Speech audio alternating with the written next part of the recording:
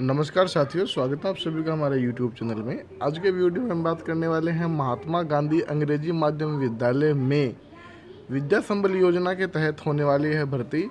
सेवानिवृत्त और निजी शिक्षकों को दिया जाएगा मौका। यहाँ पर मानदेय दे रखा है मैंने थंबनेल पे। विस्तृत जानकारी के लिए आप वीडियो देख सकते हैं। तो महात्मा गांधी जो अंग्रेजी माध्यम विद्यालय है उसमें काउंसलिंग हुई थी और काउंसलिंग में जो पद खाली रह गए हैं उनके लिए गवर्नमेंट ने सेवानिवृत्त और निजी शिक्षकों को मौका दिया है। उसके लिए क्या क्या योग्यताएं रहने वाली है और कितना कितना मानदेय मिलेगा प्रत्येक शिक्षक को, उसके लिए ये वीडियो हमने जारी किया है। तो बने रहिए मेरे साथ। सबसे पहले बात करते हैं आदेश की, जो कि जारी हुआ है 11/6/2022 को। विषय है विद्या संबल योजना के तहत गेस्ट फैकल्टी के रूप में शिक्षकों को लगाए जाने के संबंध में दिशा निर्देश यहाँ दे रखे हैं। तो वित्त विभाग राजस्थान के प्रासंगिक परिपत्र जो जारी किया गया था, दिशा निर्देशों एवं शासन के प्रासंगिक पत्र जो 7/6/22 को जो महात्मा गांधी अंग्रेजी माध्यम विद्यालय और राजकीय अंग्रेजी माध्यम विद्यालय में विद्या संबल योजना के तहत निजी अभ्यर्थियों, यहाँ पर एक चीज़ नोट करने की है, निजी अभ्यर्थी और सेवानिवृत्त शिक्षक। निजी अभ्यर्थी से तात्पर्य हमारा ये है कि जो निजी संस्थाओं में शिक्षण करवा रहे हैं और जिनके पास जो योग्यता हम नीचे बताएंगे वो योग्यता है तो वो अप्लाई कर सकते हैं। दूसरी बात, सेवानिवृत्त शिक्षक जो रिटायर हो चुके हैं उनकी यहाँ बात हो रही है, तो उनके लिए निर्देश है। तो विद्या संबल योजना के तहत केवल उन्हीं रिक्त पदों पर गेस्ट फैकल्टी के रूप में शिक्षकों को लगाया जाएगा जिन पदों हेतु साक्षात प्रक्रिया कम से कम एक बार की गई है तथा उक्त प्रक्रिया में पद भरे हुए नहीं हैं। दूसरा यहाँ पॉइंट है, विद्या संबल योजना के तहत निजी अभ्यर्थी एवं सेवानिवृत्त अभ्यर्थी की जो न्यूनतम वांछित योग्यता है वे ही गेस्ट फैकल्टी में लगाए जाने के लिए पात्र हैं। तीसरा पॉइंट यहाँ पदवार न्यूनतम वांछित योग्यता बताई गई है। इसमें विद्यालयों में शिक्षकों के स्वीकृत पदों एवं राजस्थान शिक्षा राज्य और अधीनस्थ सेवा नियम 2021 में जो प्रावधानित न्यूनतम योग्यता है उसकी बात यहाँ की जाएगी। उपयुक्त वर्णित सेवा नियमों में पद के हिसाब से जो न्यूनतम शैक्षिक अर्हता अंग्रेजी माध्यम में अर्जित की गई हो। मतलब ये है कि इंग्लिश मीडियम तो होना ही चाहिए और जो फ्लुएंसी है वो अंग्रेजी होनी चाहिए, अंग्रेजी में दक्ष होना चाहिए। तो यहाँ सबसे पहले पदनाम दे रखा है, शैक्षिक अर्हता मतलब योग्यता दे रखी है, और प्रशैक्षिक अर्हता जो बीएड है,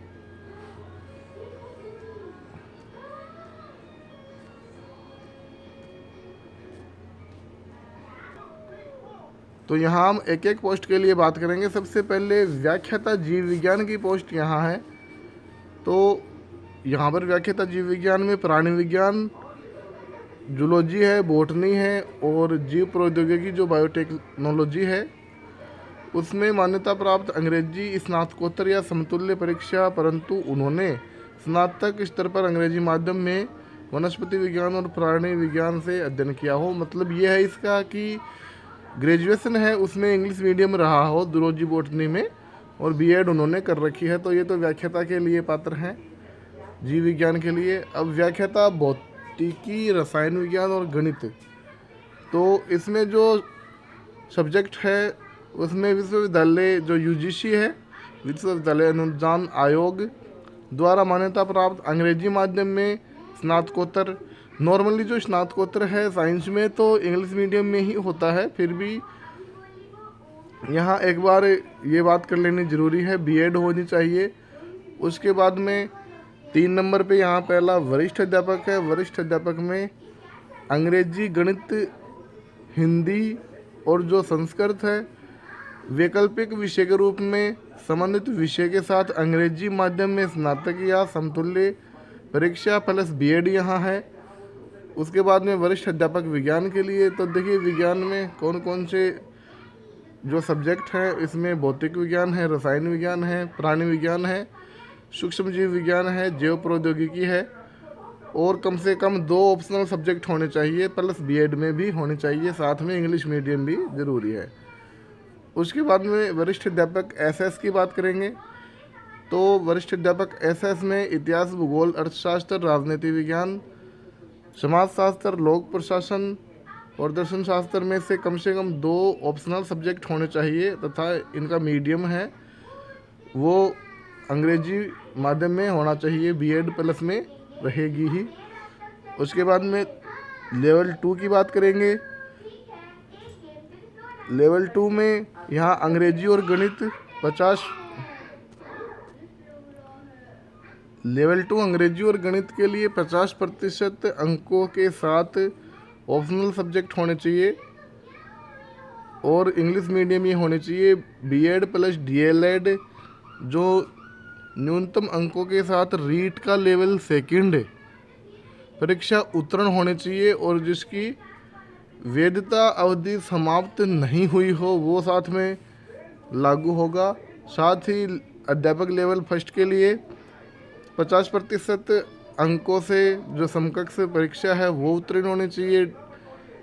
यहाँ प्रशिक्षक योग्यता में डीएलएड और न्यूनतम अंकों के साथ रीट का लेवल 1 है, और उसकी वैधता भी समाप्त नहीं हुई होनी चाहिए। उसके बाद में बात करेंगे शारीरिक शिक्षा शिक्षक। तो इसमें मान्यता प्राप्त बोर्ड से अंग्रेजी माध्यम में सीनियर सेकेंडरी, और यहाँ सीपीएड, डीपीएड और बीपीएड यहाँ तीनों ही मान्य होगी। उसके बाद में प्रयोगशाला सहायक की बात करेंगे। प्रयोगशाला सहायक में फिजिक्स, केमिस्ट्री और बायोलॉजी के साथ सूक्ष्म जीव विज्ञान, जैव प्रौद्योगिकी, जैव रसायन, गणित में से कम 3 ऑप्शनल सब्जेक्ट होने चाहिए। सीनियर लेवल की यहाँ बात हो रही है, और इंग्लिश मीडियम यहाँ होनी चाहिए। ट्रेनिंग की कोई आवश्यकता यहाँ नहीं है। अब हम बात करेंगे सेवानिवृत्त अभ्यर्थियों के लिए। तो सेवानिवृत्त शिक्षक सेवानिवृत्ति के समय जिस पद पर कार्यरत था केवल उसी पद पर गेस्ट फैकल्टी के रूप में लगाए जाए, बशर्ते उसने आवेदित पद की न्यूनतम वांछित शैक्षणिक योग्यता अंग्रेजी माध्यम में अर्जित की हो। एक चीज़ यहाँ नोट करके दी गई है कि जो अध्यापक लेवल 1 और 2 है उनके लिए, सेवानिवृत्त शिक्षकों के लिए रीट की जो बाध्यता है वो नहीं रहेगी। उसके बाद में सेवानिवृत्त शिक्षक 65 वर्ष की आयु तक ही गेस्ट फैकल्टी के रूप में कार्य करने के पात्र होंगे। 65 साल से ज़्यादा के यहाँ पात्र नहीं होंगे। अगला पॉइंट हम देखते हैं कि विद्या संबल योजना में गेस्ट फैकल्टी की चयन प्रक्रिया कैसे रहेगी। तो सबसे पहला पॉइंट यहाँ है, विभाग में पूर्व से कार्यरत शिक्षकों के महात्मा गांधी या अंग्रेजी माध्यम विद्यालयों में साक्षात्कार के माध्यम से पदस्थापन उपरांत स्वीकृत पदों में से रिक्त रहे पदों पर विद्या संबल योजना के तहत ये गेस्ट फैकल्टी की नियुक्ति दी जाएगी। दूसरा पॉइंट यहाँ है, गेस्ट फैकल्टी निजी अभ्यर्थियों की नियुक्ति प्रक्रिया प्रधानाचार्य की अध्यक्षता में उनके अतिरिक्त 2 वरिष्ठतम शिक्षकों की कमेटी गठित करेंगे। महात्मा गांधी अंग्रेजी विद्यालय के स्तर पे ये कमेटी गठित होगी। यदि 2 वरिष्ठतम शिक्षक उपलब्ध नहीं हो तो समिति में संबंधित सीबीओ ब्लॉक के अन्य एमजीजीएस जो विद्यालय है उसके जो वरिष्ठ सदस्य हैं वो यहाँ शामिल हो जाएंगे।